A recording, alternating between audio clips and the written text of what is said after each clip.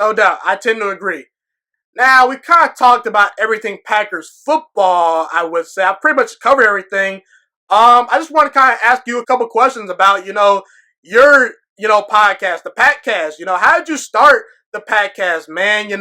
Was it always a dream of yours to kind of be a YouTuber and, podcaster and, do what you're doing right now? Obviously you taught a little bit. You were a teacher in the past. So let's just first start off with, how did you start the Patcast? What was the idea of, starting this whole thing? Well, that was because of the 2014 NFC Championship game. When we lost, I went and made a reaction video on YouTube like a couple days later that was kind of just like making fun of like the ups and downs that Packer fans like went through during that game.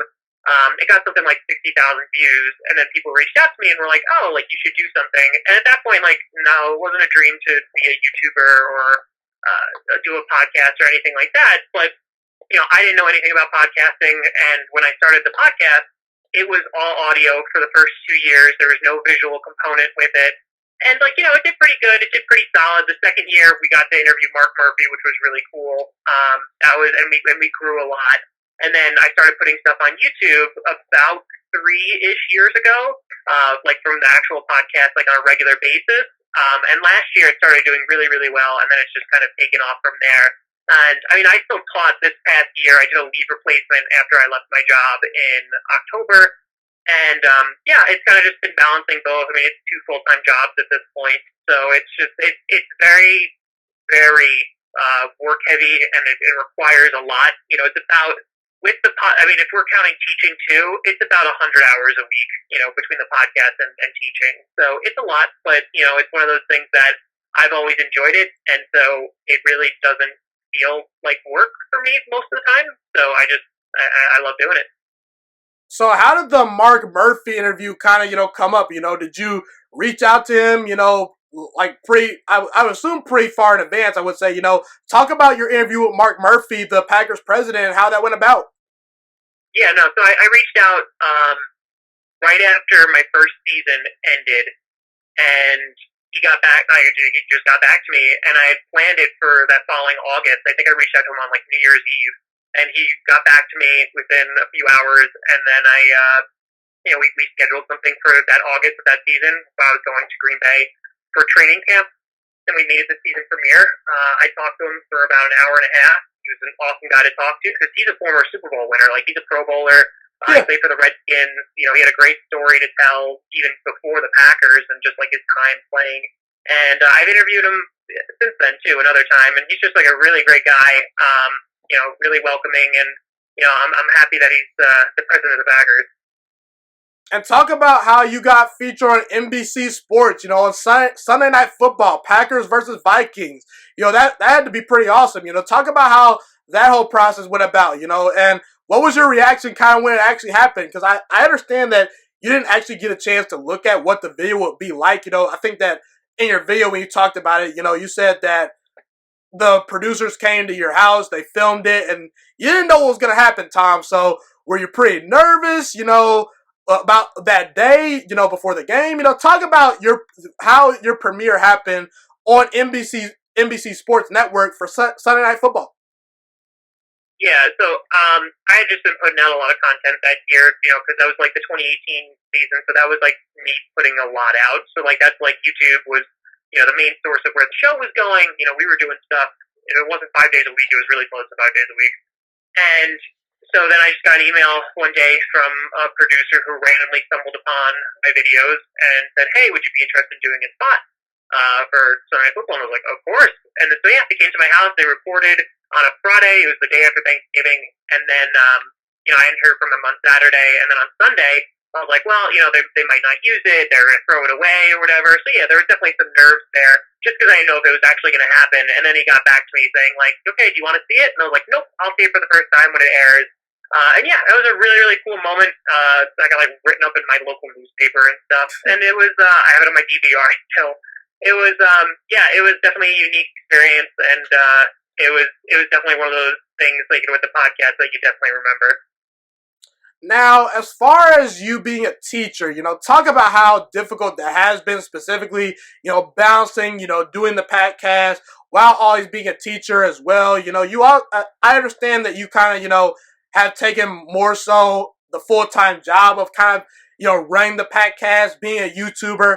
I think that you talked about how your wife has kind of invested in that as well. Just kind of talk about how your life has changed from being that teacher, that substitute teacher, I believe, to, kind of doing this for a full-time job to a certain degree, just kind of talk about the adjustments as far as the lifestyle and just honestly what the grind is like. I know I've been doing, podcasting and YouTube for about, nearly 2 years, and it's a grind, it's pretty hard to do. I got 2,000 subscribers right now on YouTube. I appreciate all you guys that tune into the Juice Alert. Be sure to subscribe if you haven't already. So yeah, I mean, it's a grind, no doubt. So I understand your pain. I really appreciate your work because you're closing in on almost 100,000 subscribers on YouTube. So that's pretty darn good, So talk about the work you put in and just how this is coming to fruition. Well, I think it's just a matter of, the first 2 years when I did it, it was just audio. I mean, it was a hobby.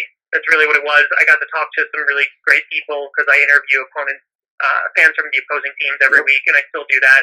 And that's kind of, it is what it was. Like, it was cool when I still remember my first, my first podcast that I got like 100 views on, and I was like, oh my god, this is amazing. And even like when I started, doing YouTube stuff, like, I'd have like 50 or 60 people do it, like watch, and some of those videos took like 3.5 hours to do.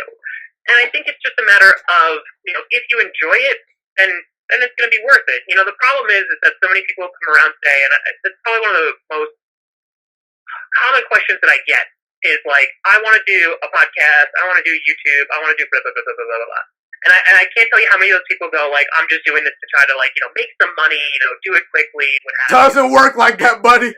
Yeah, there is no sentence that you can put this and quickly in that would make any sense unless you was saying not quickly.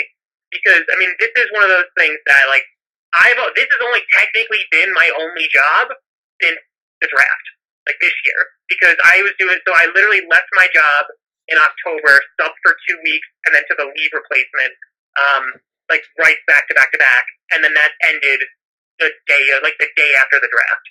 So so I have been doing 2 full-time jobs for 2 years now, solid. Because before then, like it wasn't a full-time gig, but I mean, like we have done 5 videos per week since August of last year, and I've done that up until May. So I think it's just a matter of it's work. It's pure work ethic. And there's days I don't want to do it. Like there's days that I'm tired, but like I enjoy doing it enough. So I'm like, okay, it's stuff that I want to talk about. But like I also, people don't really understand like how much work it really is, especially if you want it to do well. I mean, like it's a mix of a couple things. Yeah, it's the consistency in which you put work out. I'm sure I don't have to put out videos 5 days a week, to still get subs, but that's what I choose to do because I see the growth, and on top of that, I enjoy doing it, and plus I have plenty to talk about. And then the second thing is, like, it has to be quality content, and that's the problem that, when I'm talking to people, they are saying that they have been at this. I know people who have been at this for 6 months, I know people who have been at this for 5 years, and their subscribers or followers are all over the spectrum. And, like, at the end of the day, it also comes down to, like, quality content, and I can't help you with that. It's one of those things that's like, okay, like, if you want to take the time to add more visuals or make sure that your audio is good or make sure the things you're talking about are people are actually going to care about it. I can't give you those answers. I've given hundreds and hundreds of people tips on, equipment, what I would do, etc. But like at the end of the day, like you have to be the one to do that. The majority of podcasts fail, like the vast majority fail within the first 6 months. And, people have promised at the moon of like, this is going to be the greatest thing ever. Great, wonderful. And I'm not trying to dissuade anybody from, being creative or starting a channel or a podcast. But understand, like, if you wanted to get to a point where you're like, this is your job, it's a crap ton of work and it's going to take years to get there. And, it's something that not everybody is willing to do, especially, today. Everybody has a podcast. Everybody's on YouTube. Everybody has something.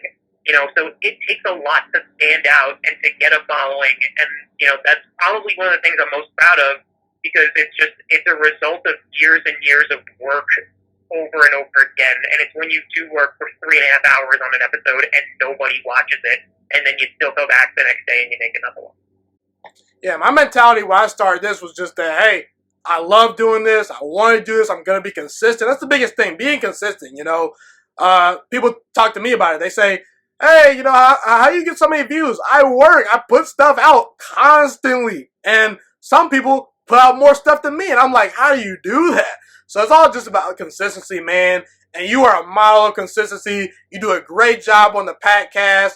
You know, I appreciate you, Tom, for coming on here talking some Packers football. This was very, very fun. You know, I appreciate you for coming on, like I said, man. And, you know, stay safe out there and best of luck, man. Appreciate it. Thanks for having me on. Yeah, no doubt. Thanks, man. Thank you so much for watching this video today. Please also note that the Juiciest Sports Podcast is not just a YouTube channel. It is available on all podcasting platforms, including Spotify, Google Podcasts, iTunes, and Apple Podcasts. Also, if you enjoyed this video, be sure to like, comment, subscribe, and share this content with all your friends. This podcast is my favorite thing in the entire world right now. It is my passion. And I want more people to listen to this podcast. I really want this podcast to grow.